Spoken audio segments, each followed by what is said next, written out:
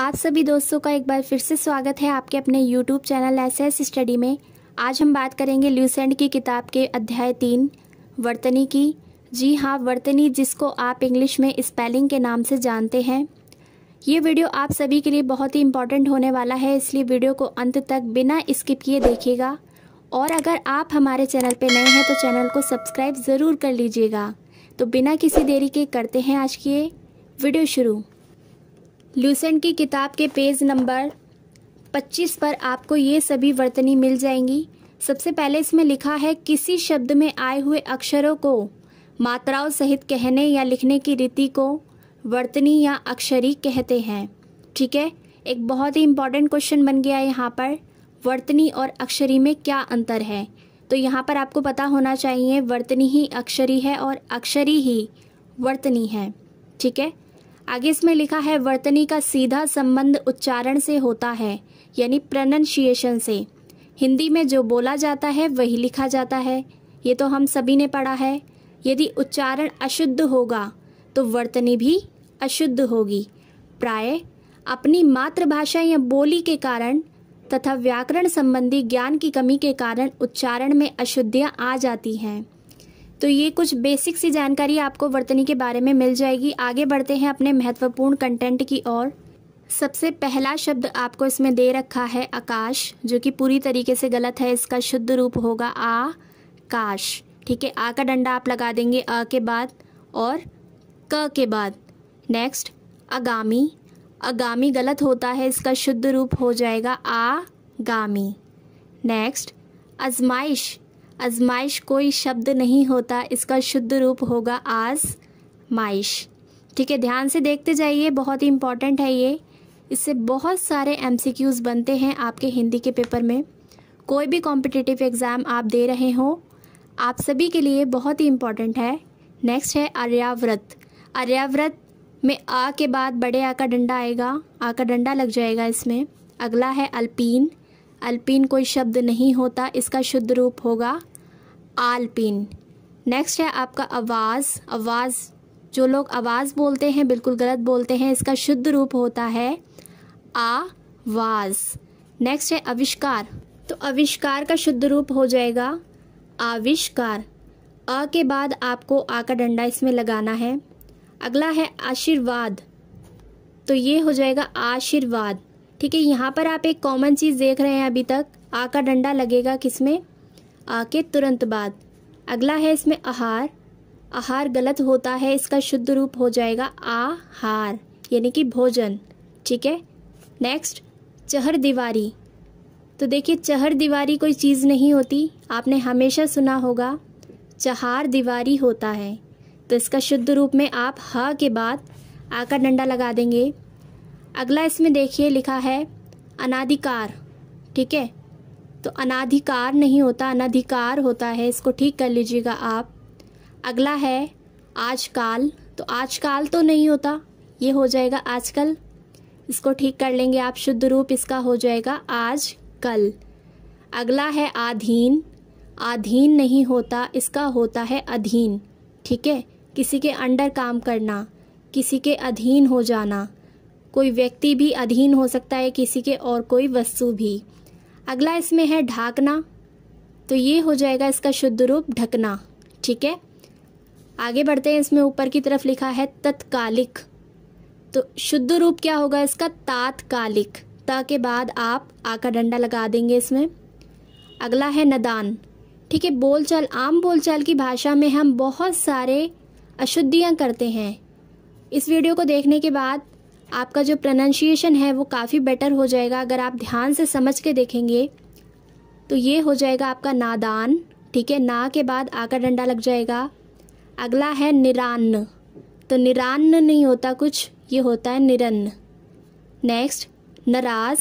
आम बोलचाल की भाषा में काफ़ी लोग बोल देते हैं नाराज़, जो कि गलत है। शुद्ध रूप होगा इसका नाराज़।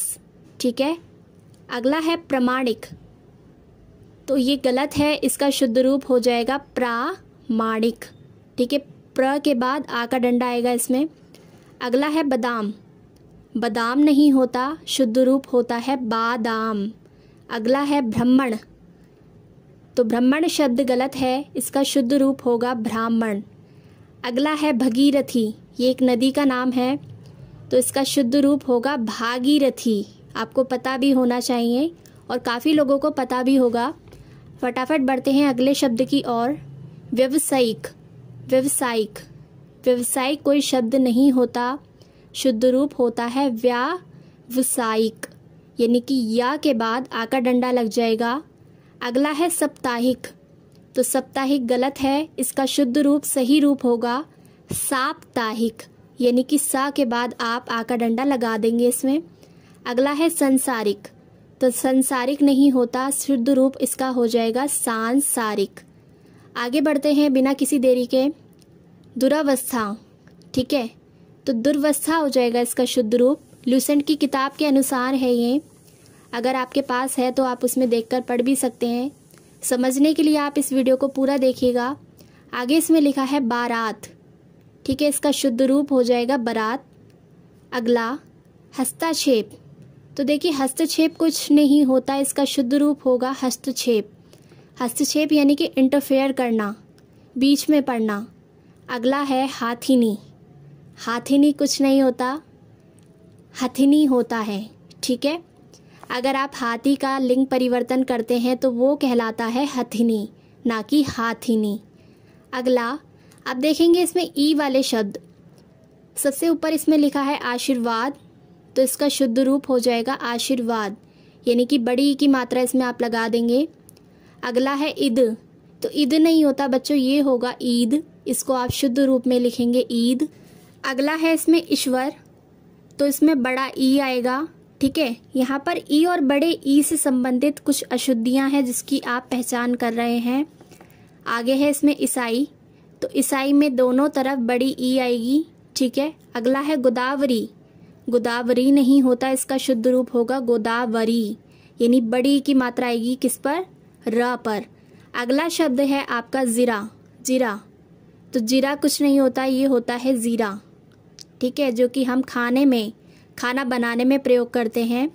अगला है तीर्थ, तीर्थ गलत है, सही जो शब्द होगा वो होगा तीर्थ, बड़ी की मात्रा आप लगा देंगे त पर। अगला आपका शब्द है तुलसीदास, ठीक है, तुलसीदास नहीं होता, तुलसीदास होता है, यानी कि सा पे बड़ी ई की मात्रा। आपने पढ़ा भी होगा हिंदी के काफ़ी पाठों में जिनके पास हिंदी है। आगे इसमें लिखा है दीपिका, तो दीपिका नहीं होता, होता है दीपिका। अगला शब्द है दिवाली, दिवाली के शुद्ध रूप में बड़ी ई की मात्रा आएगी किस पर, द पर भी और ल पर भी। अगला आपका शब्द है निरीक्षण, तो निरीक्षण में आपको याद रखना है रा पर हमेशा बड़ी ई की मात्रा आती है, तो आप इसको कुछ इस तरीके से लिखेंगे, ठीक है। अगला है आपका निरस्ता, निरस्ता कुछ नहीं होता, सही जो शुद्ध रूप है वो क्या हो जाएगा, नीरस्ता, ठीक है, नीरस्ता। अगला पत्नी, पत्नी में ना पर बड़ी की मात्रा आएगी, आपको याद रखना है, काफ़ी बार पूछा जाता है। अगला है इसमें पीढ़ी, तो पीढ़ी कुछ नहीं होता, होता है पीढ़ी, ठीक है। अगला है पीताम्बर, तो काफ़ी बच्चे यहाँ पर कंफ्यूज हो जाते हैं, कैसे, पिता में बड़ी की मात्रा नहीं आती, छोटी की आती है, क्योंकि जब आप पीताम्बर लिखते हैं तो उसमें बड़ी की मात्रा ही सही होगी। अगला है इसमें पुत्री, पुत्री में आपको पता होना चाहिए बड़ी की मात्रा आती है त्रा पर। अगला प्रतीक, प्रतीक में ता पर बड़ी ई की मात्रा आएगी, तब ये हो जाएगा प्रतीक, ठीक है। अगला है इसमें प्राणी, प्राणी में भी बच्चों ड़ पर बड़ी ई की मात्रा आएगी, ठीक है, तभी आपका शब्द शुद्ध होगा। अगला है बीमारी, बीमारी को अगर आप सही तरीके से लिखेंगे तो उसमें बा पर भी बड़ी ई की मात्रा आएगी और रा पर भी बड़ी की मात्रा।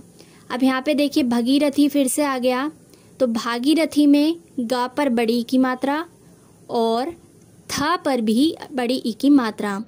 अगला आपका शब्द है यहाँ पर महाबली, महाबली में ला पर बड़ी की मात्रा आपको याद रखना है। अगला शब्द महीना, तो महीना में हा पर बड़ी ई की मात्रा। अगला यानी, ठीक है, इसका शुद्ध रूप हो जाएगा यानी।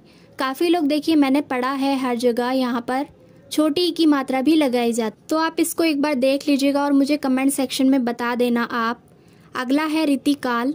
तो रीतिकाल में रा पर बड़ी की मात्रा आएगी और ता पर छोटी ई की मात्रा। ठीक है। अगला आपका शब्द है लीजिए। इसका शुद्ध रूप होगा लीजिए, ला पर बड़ी ई की मात्रा। ठीक है। और जा पर छोटी ई की मात्रा। अगला इसमें आपका शब्द है शताब्दी। तो शताब्दी में दा पर बड़ी की मात्रा आएगी, आपको याद रखना है, काफ़ी बार आपसे पूछा जाता है। नेक्स्ट है शीर्षक। शीर्षक यानी किसी कहानी का, किसी कविता का आपसे हमेशा पूछा जाता है, हमेशा पूछा जाता है। तो आप इसमें बड़ी की मात्रा लगाएंगे तब ये शुद्ध बनेगा। और अगला है समीक्षा। तो समीक्षा में बच्चों आएगा माँ पर बड़ी की मात्रा आएगी। ठीक है। अगला है आपका सूची पत्र। तो सूची, जब आप बोलने से ही आपको पता लग रहा है। देखिए हिंदी में हमने हमेशा सीखा है कि जो हम बोलते हैं वही लिखते हैं, जैसा कि हमने इस वीडियो के शुरुआत में भी पढ़ा। तो इसमें चा पर आएगी बड़ी की मात्रा। ठीक है। अगला है आपका इसका वर्ड हिंग। तो बच्चों हिंग कुछ नहीं होता, ये हो जाएगा हींग, जो कि आप खाना बनाने में इस्तेमाल करते हैं। तो यहाँ पर हमने आज काफ़ी सारे शब्दों के बारे में सीखा, काफ़ी सारी वर्तनियों को पढ़ा और उनकी शुद्धियों के बारे में भी जाना। तो आज के लिए इस वीडियो में इतना ही। अगली वीडियो में हम बाकी की सभी वर्तनियों को कवर करेंगे।